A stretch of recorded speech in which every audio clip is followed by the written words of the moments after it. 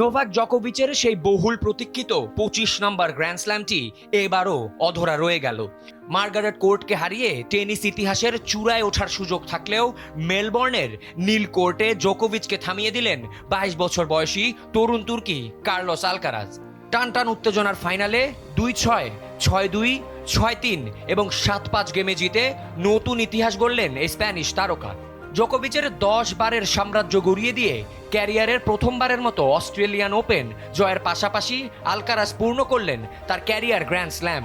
নিজের 7ম grand slam জয়ের পাশাপাশি স্বদেশ কিংবদন্তি রাফায়েল নাদালের রেকর্ড ভেঙে সবচেয়ে কম বয়সে এই মাইলফলক স্পর্শ করলেন তিনি।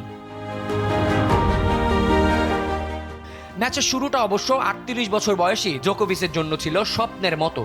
প্রথম সেট মাত্র 33 মিনিটে 6-2 গেমে জিতে নিয়ে আধিপত্য বিস্তার করছিলেন তিনি, কিন্তু দ্বিতীয় সেট থেকেই দৃশ্যপট বদলাতে শুরু করে।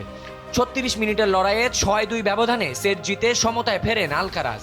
তৃতীয় সেটে লড়াই হয় হাড্ডাহাড্ডি, প্রতিটি পয়েন্টের জন্য জোকোভিচের কঠিন পরীক্ষা দিতে হয়েছে।